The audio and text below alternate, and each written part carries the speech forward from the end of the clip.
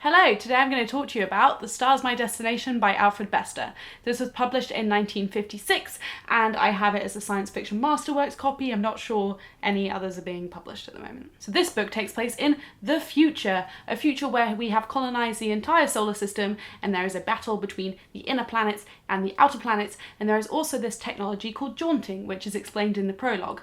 Jaunting is essentially teleportation by will, and it's an ability that everybody has to certain degrees. They're kind of different classes and you can teleport like thousands of miles at a time. In chapter 1 we are introduced to our main man Gully Foyle aboard a spaceship called the Nomad, where he has been deserted for 170 days, just in the nothingness of space. Everybody else is dead, the ship is half destroyed. Gully is on the verge of giving up when a spaceship comes by that he hoped would save him, but it just totally passes him by, and it's called the Vorga, and it's owned by the same company that owns the ship that he was deserted on, who are the Pristine clan, and he basically vows vengeance on the spaceship, the Vorga, and manages to get this wreck of a spaceship to this other place, which is called the Sargasso asteroid, and the scientific people live on there, and they are 25th century savages that believe in polygamy, and they tattoo this kind of like tiger's mask over his face with Nomad written on his forehead. But he manages to escape from them and get to Earth, where he makes an attempt on Vorga and then gets captured, and the whole Pristine clan really wants to know where Nomad the ship was deserted, and he won't give up that information, but they really want it because there's something valuable on there that they want, and he's thrown into this underground cavernous dark prison called Gouffre Martel, which he eventually escapes from with this girlfriend Jizz. Oh my god, there's a character called Jizz McQueen, and it's just before the word Jizz started to mean Jizz. Her name is Jizz Bella and she's called Jizz throughout the whole book. Isn't that funny? So they manage to escape together and they go to Jizz's friend's place, and he manages to remove Gully's tattoo because it's so noticeable and he could just get captured immediately if it was still there. But when he kind of like flares up in anger, the tattoo flares up, and this is literally the first third of the book. There is so much more that goes on. It is really mental. I have very mixed feelings about this book. There are some things that I absolutely love about it, and there are a few things that drove me completely mad. So I'm going to talk about the negative ones first. Firstly, the way the book talks about love is really annoying. It's super annoying. It just totally took me out of the text, but it's like, we're in love now, and just unrealistic, silly. And also it has, especially towards the end, a lot of random philosophizing, which seemed really amateur, and yeah, again, just like took me out of the text. The whole book is super dated in two ways. Firstly, its attitudes towards women are fucking vile. The main character, Gully Foyle, who's on this revenge trip, you hate him, but he also like rapes a woman and then just loops her back into his sick plans. It is really sexist. Mostly it's in the protagonist's treatment towards women and not women in general, but you can also see that women don't have like the same social standing as men do, and that was disgusting. And the other thing that really dates it is we get a look into the aristocracy of Earth, or I guess the solar system, and instead of it being like families, they're named as clans, so it's like the Pristine clan is really involved in this book. They have a lot of highbrow parties and mention clans such as Skoda, Citroen, Esso, Cola. All of these things that were like obviously really big companies in the 50s.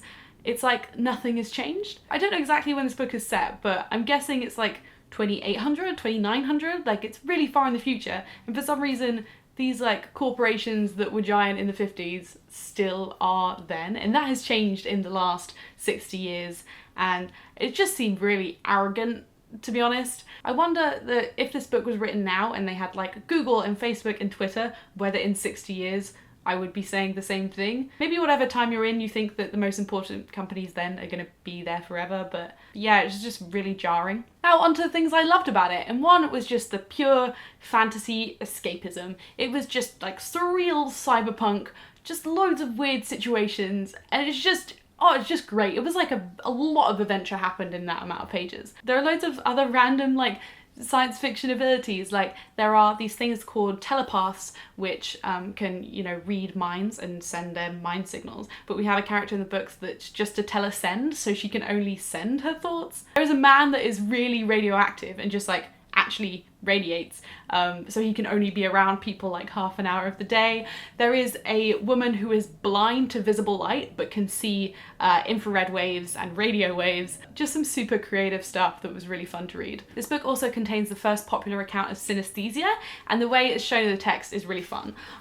It has like, it just literally repeats things and puts them in odd shapes and are just like so enjoyable, as well as being really evocative of actually what was happening at that point in the book. There are two other things that I really loved about this book that I want to talk about, but they are quite spoilery, so if you want to avoid the spoilers, just close the video here. Just 3, 2, 1, we're done. Okay, the first thing is that I think Harry Potter and the Prisoner of Azkaban was based on this book.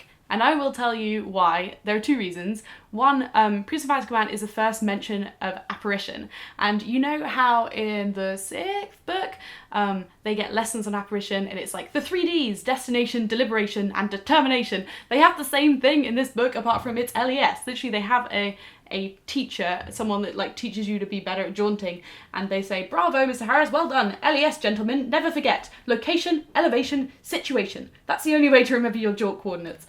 And it's just, as soon as I read that, I was like, this is Harry Potter. This is Harry Potter. Definitely it's been taken. And then when you get to the end, you realise that there is a whole other thing that's been happening, and that is the plot of Prisoner of Azkaban, by which I mean time travelling future apparitions that solve shit in the past and you don't realise it until the end. To be honest, I preferred the way time travelling apparitions happened in this book, because it just wasn't obvious at all that that's what it was until like quite near the end. And then the way it's delivered is just gorgeous. The other spoilery thing I loved about it was just, it's just so clever, and it's the way the name and the title of the book just totally predict everything. The title of the book comes kind of from this nursery rhyme. Literally on the first page of the book, there's this little poem that Gully Foyle is remembering from his childhood, which is, "Gully Foyle is my name, and Terra is my nation. Deep space is my dwelling place, and death's my destination." Foyle repeats that nursery rhyme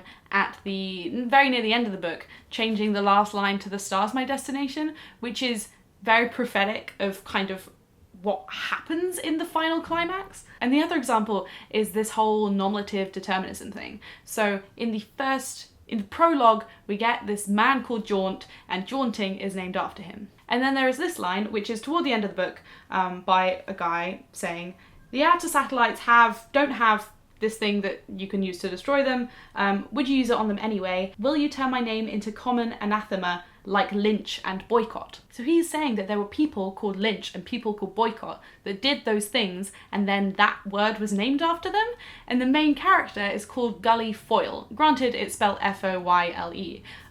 But he's basically foiling the plot. The whole book, he's foiling the plans of like the main people. And up until that moment, I didn't realize it. And as soon as I read that, I was like, oh, he's the foil in the, I just thought that was super neat. There were so many like clicks towards the end of the book that really made it so much better. I hope you've enjoyed this video of The Star's My Destination by Alfred Bester. If you've read it, tell me what you thought about it. And if you haven't read it, do you want to now? And I'll see you soon for another video. Bye.